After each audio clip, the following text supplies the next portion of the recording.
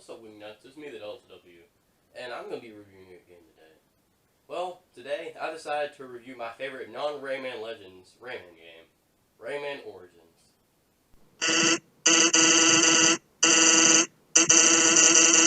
Well, I guess I feel like, Rayman Origins needs a little bit more attention than it has.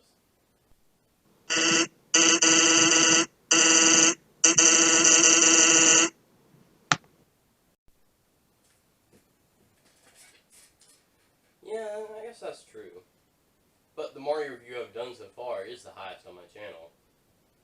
But Rayman Origins Rayman Origins came out in 2011 on several platforms. Like, if you're a gamer and you don't own a platform this game is on, I'd hesitate to call you a gamer.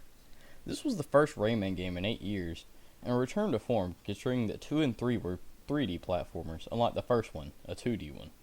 If you're unfamiliar with the series, the 2D ones are like the side-scrolling Mario games, with a pinch of Sonic mechanics, at least that's how I see it. I might make a few comparisons to new SMB Wii since they have similar gameplay and were released around the same time. Also, I'm playing the Wii version, if that changes anything. Gameplay. Controls are high tier for a platform. While you have basic platform moves like run, jump, punch, you also have glide, directional attack, charge punch, ground pound, wall jump, and more. It feels like a fighting game with some of the combat mechanics. There's even a move for if you press down while landing and then press attack. That will never be useful, but it's there. Most moves do have a use though. Attacking is attacking. What do you want me to say? Ground pound lets you break things and quickly bounce off enemies. Glide can be used in some interesting levels and help new players. Wall jumping can help with some cool puzzles. Besides the aforementioned cartwheel kick, the only moves I didn't use often was charge punch and sweep kick, although even they had their uses. Level design is good, but not at the level of controls. The main problem is that most of the advanced moves you get are earned in each world. This means more complex and fun stages will likely be near the end when you have all the moves. This also means that levels will be more fun the second time around. Most levels have gameplay theme, along with the respective visual theme of each world. The first level of each world lets you learn a move and then gives you a crash course of how to use it. Basic stuff.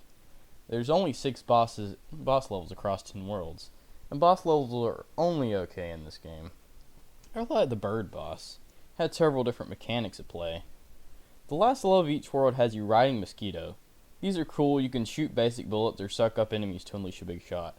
However, I feel like they go on too long sometimes. Also, I want to say that I actually enjoyed the water levels in this game. That's an accomplishment.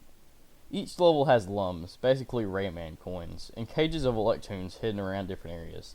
This gives you a reason to explore each level and experience them to fullest if you want. We'll talk about the Electoons more later though. Also, I never particularly like the world map. It's okay, but I prefer the Legends style much more. I do think it's nice you can go to the Snoring Tree anywhere though. I want to take some time to talk about some of the ideas and mechanics in this game. One is the way you kill enemies. One attack will make almost all enemies inflate and float around. Not a big deal if you're not a completionist, but if you want to get the max lum count, you have to finish them off. This can really break up the pacing for anyone trying to get all the collectibles. So, if you play this game, here's how I suggest you do it. Don't worry too much about lums and just try to free Electoons and complete the level. Then go back and try to 100%. Oh yeah, remember how I said you can glide in this game? Well, some levels have wind that lets you basically fly around. I thought it was fun and cool, concept worth mentioning. I also want to mention there's 4-player co-op and that's fun. I play it once with a friend. It works, but I feel like this is a more single-player focused game. So, gameplay gets a 9 out of 10. Really good for a 2D platform, but not perfect. Has an excellent balance between speed and exploration that other games dream of. The story is really goofy and dumb. So Rayman and his friends Glowbox's grandpa, and these 2 teensies are just chilling while laying on a tree. Someone put a microphone disguised as a flower near them though. Some evil grandma living underground heard them snoring. The lady makes the evil dudes attack, capturing Electoons and nymphs.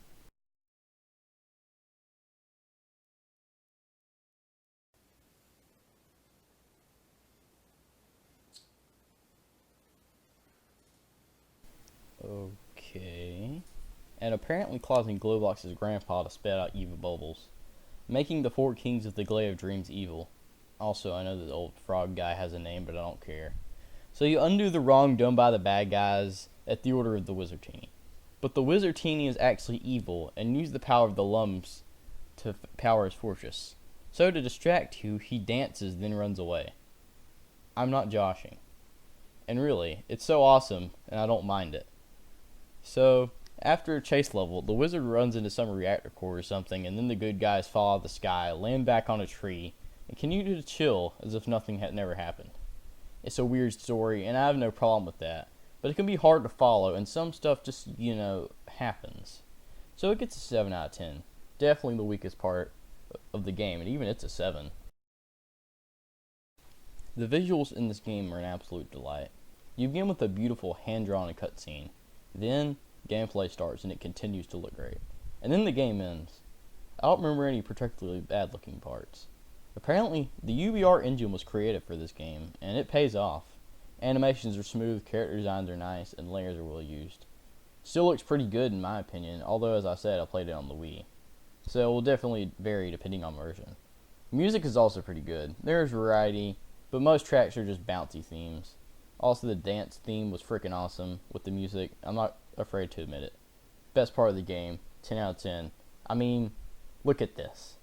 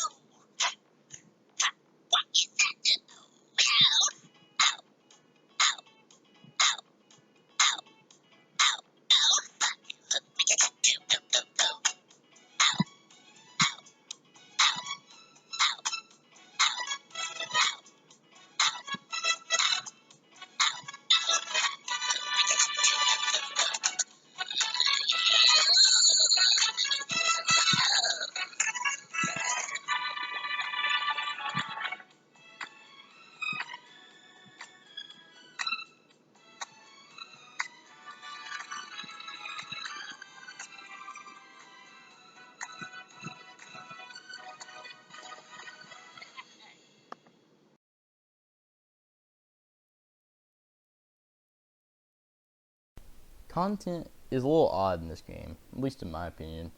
I went through 5 worlds, having a good time. 4 extra worlds had opened up, but I thought it was post-content stuff. This is actually where the 4 kings are, and it's required to beat this game. So I did those, and beat the game. That totals 10 worlds. But remember the Electoons? These guys actually get you extra character costumes for earning them. There are 246 in all, but there's a different requirements to get them. You free Electoons for cages, collect lums, and speedrun. But here's the thing, you can't speedrun until after you're beating it once.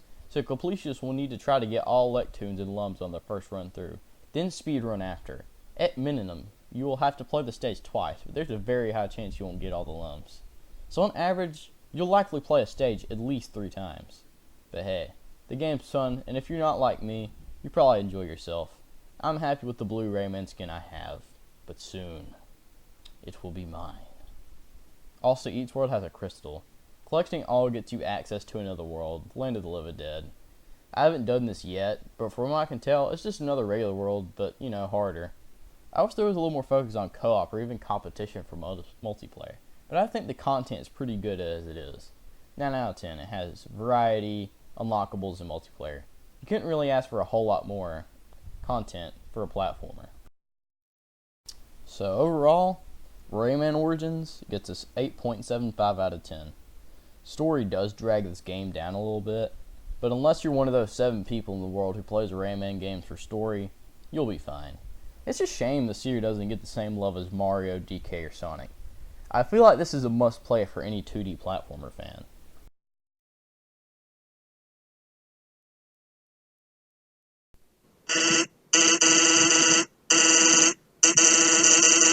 Well, I don't know if it would be my first recommendation.